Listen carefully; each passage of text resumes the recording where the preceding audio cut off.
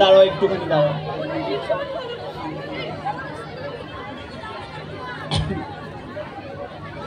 ওকে, so আমি একটা জায়গায় এসেছি বারাসাতে, বিচিত্রিতা ইভেন্টে। তো এখানে প্রচুর মানুষ এসেছে যারা কিনা সবাই ব্লগ করে, তাই তো? বিচিত্রিতা অ্যান্ড প্রিয়জনের, হ্যাঁ প্রিয়জন। ওকে, হ্যালো হ্যালো হ্যালো হ্যালো, বলো, কারোর কিছু প্রশ্ন থাকলে আমাকে জিজ্ঞেস করতে পারো। খুব ভালো লাগে। হ্যাঁ হ্যাঁ, ভাইরাল করার মদত, হ্যাঁ নিশ্চয়ই।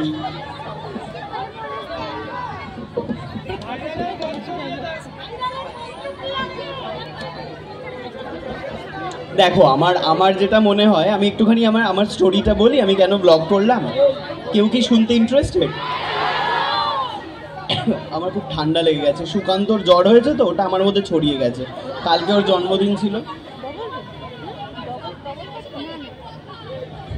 হ্যাঁ, তো আমার যেটা, সবাই এত কথা বলে আমি কি করে কথা বলে কনফিউজ হয়ে যাচ্ছি আস্তে আস্তে তারা।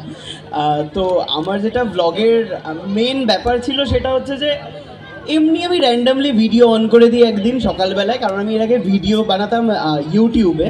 তো রিয়াজের সিরিয়ালে ব্যস্ত হয়ে যায়, তো রিয়াজের সাথে রোজ দেখা হতো না, তাই ইউটিউবের ব্লগটা কমে গেল। তো ধীরে ধীরে আমি দেখলাম যে ও ফেসবুকে ভিডিও বানাচ্ছে, তো আমিও ফেসবুকে নর্মালি একটা ব্লগ শুরু করলাম। তো সেখানে মানুষজন আমাকে প্রচুর ভালোবাসা দিয়েছে, আর প্রচুর ভালোবাসা আমি পেয়েছি হচ্ছে খুকুর ভিডিও থেকে। মানে যবে থেকে আমি খুকুর ভিডিও বানিয়েছি, আমি দেখছি যে প্রচুর মানুষ আমাকে ভিডিও নিচে প্রচুর কমেন্ট করেছে। তো আমার মনে হলো খুকুর মুখ দেখিয়ে যখন আমার এত ভিউ এসছে, তাহলে খুকুরই কেন একটা চ্যানেল হবে না। প্রচুর মানুষ খুব হিংসায় আর কি জ্বলতে থাকে এবং বলে যে কেন তুমি ওকে চ্যানেল খুলে দিলে, বা ও চ্যানেলে খুলে দাঁড়িয়ে গেলে তোমার ভিডিও কেউ দেখবে না। বাট এই কপাল যেটা আছে না, সেটা না কেউ কাটতে পারে না। তোমার যদি হওয়ার থাকে, তোমাকে মানুষ দেখবেই।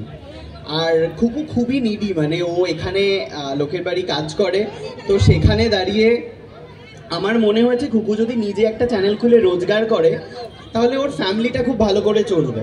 তো খুকু এখন মোটামুটি ফেসবুক থেকে 7-8 হাজার টাকা মতো কামাচ্ছে, যেটা ও 2-3টে বাড়ি থেকে কামাতো। আর খুকুর এখন 1,60,000 মতো ফলোয়ার। তো এটা